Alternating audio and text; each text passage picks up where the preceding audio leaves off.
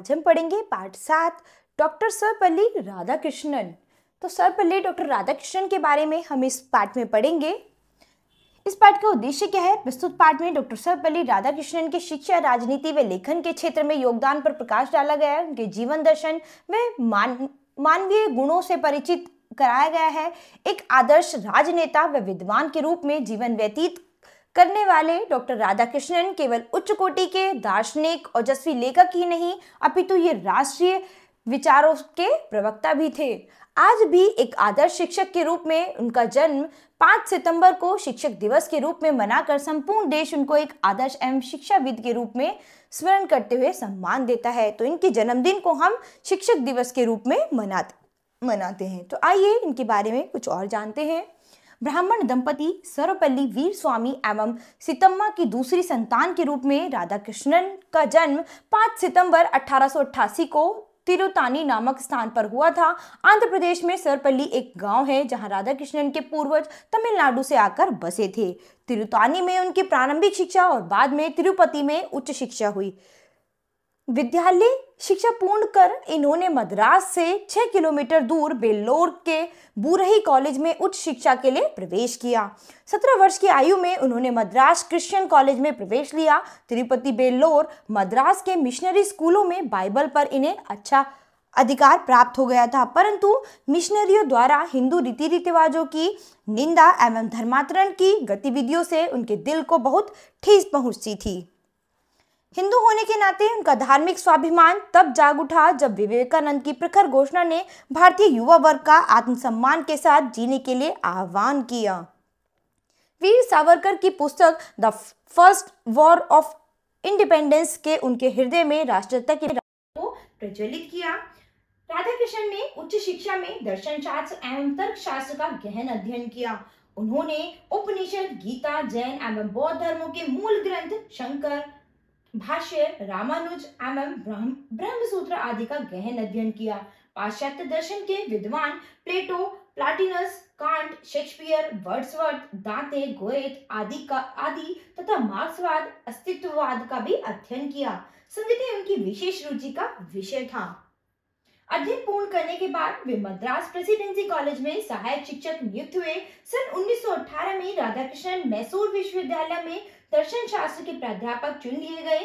राधाकृष्णन की पहली पुस्तक थी the philosophy of Rabindranath Tagore.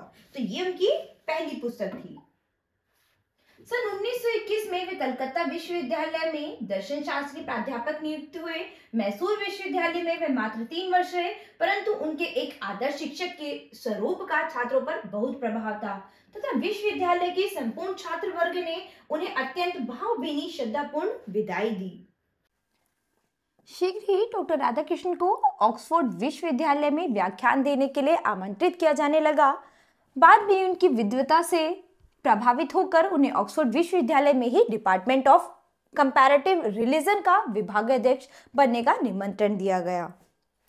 Oxford के ऑल सोल्स कॉलेज के फेलो के रूप में भी उनका सम्मान किया गया। सन 1921 में वे आंध्र विश्वविद्यालय के उपकुलपति हुए। इस दायित्व पर उन्होंने अद्भुत संगठनात्मक एवं प्रशासनिक प्रतिभा का परिचय दिया।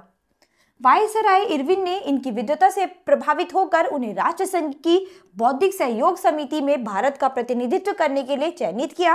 डॉक्टर राधाकृष्णन को काशी हिंदू विश्वविद्यालय के उपकुलपति का कार्यभार भी सौंपा गया। काशी हिंदू विश्वविद्यालय के अनोखे राष्ट्रीय चरित्र को गढ़ने में मालवीय जी के बाद डॉक्टर राधाकृष्णन का भी विशेष योगदान है। तो डॉक्टर राधाकृष्णन का शिक्षा के क्षेत्र में हमें बहुत योगदान मिला है। सर्वपल्ली डॉक्टर राधाकृष्णन एक उच्च कोटि के दार्शनिक, ओजस्वी लेखक एवं राष्ट्रीय विचारों के प्रवक्ता थे। राष्ट्र के भविष्य को संवारने में उनकी एक अग्रणी राजनेता के रूप में महत्वपूर्ण भूमिका रही है। सन 1947 में भारत स्वतंत्र हुआ। देश की नीतियों को आकार देने में उनकी विद्वता का पूरा लाभ लिया गया। सन 1948 में उन्हें विश्वविद्यालय शिक्षा आयोग का अध्यक्ष बनाया गया। आयोग की रिपोर्ट में डॉक्टर राधाकृष्णन ने कहा था, भारतीय परंपरा के अनुसार शिक्षा जीविकोपार्जन का केवल एक साधन मात्र ही नहीं है, न ही यह सिर्फ विचारों की संग्रह स्थली या नागरिकता की पाठशाला है, यह तो आध्यात्मिक जीवन में प्रवेश की दीक्षा, सत्य की खोज एवं सद्गुण पालन में मानव आत्मा का प्रशिक्षण है। संक्षेप में यह दूसरा जन्म है, यानी शिक्षा के बिना हमारा जीवन का आधार ही नहीं है, शिक्षा के बिना हमारा जीवन संभव ही नहीं है। राधाकृष्णन ने संयुक्त राष्ट्र शिक्षा विज्ञान तथा सांस्कृतिक संगठन यूनेस्को के अधिवेशनों में भारत के शिष्टमंडलों का नेतृत्व किया। सन 1949 में राधाकृष्णन को सोवियत संघ में भारत का प्रथम राजदूत बनाकर भेजा गया। सन 1952 में मास्को छोड़ने से पहले राधाकृष्णन ने भारत सोवियत संघ के बीच मैत्रीपूर्ण संबंधों की सुदृढ़ नींव बनाई।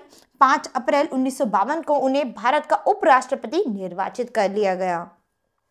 2 बार लगातार पूर्ण अवधि के लिए उपराष्ट्रपति रहने के बाद सन 1962 में सर्वपल्ली डॉक्टर राधाकृष्णन भारतीय गणतंत्र के दूसरे राष्ट्रपति निर्वाचित हुए। सन 1954 में राधाकृष्णन को स्वतंत्र भारत का सर्वोच्च सम्मान भारत रत्न प्रदान किया गया। तो उन्हें भारत रत्न कब मिला था? सन 1954 को।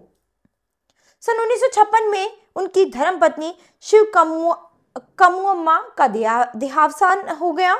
उनके एक पुत्र एवं 5 पुत्रियां थी। मद्रास में मैसूर, कोलकाता, ऑक्सफोर्ड, आंध्र एवं काशी हिंदू विश्वविद्यालय के कुलपति पद तक और बतौर राजदूत एवं राष्ट्रपति पद तक उनकी भूमिका सभी पदों पर आदर्श रही। राष्ट्रपति के रूप में उनकी भूमिका अत्यंत गरिमापूर्ण रही। सन 1967 में 69 वर्ष के होने पर राष्ट्रपति पद से मुक्त होकर इस अद्भुत दार्शनिक ने अपना शेष जीवन काल मद्रास में अपने घर पर बिताया।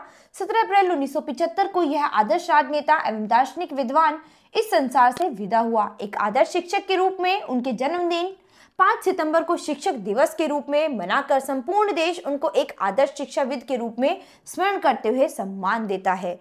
तो यहाँ पर बच्चों हमने डॉक्टर सर्वपल्ली राधाकृष्णन के बारे में पढ़ा है, उनके जीवन परिचय के बारे में पढ़ा है। तो आशा करती हूँ आपको इनसे बहुत सीख मिली होगी।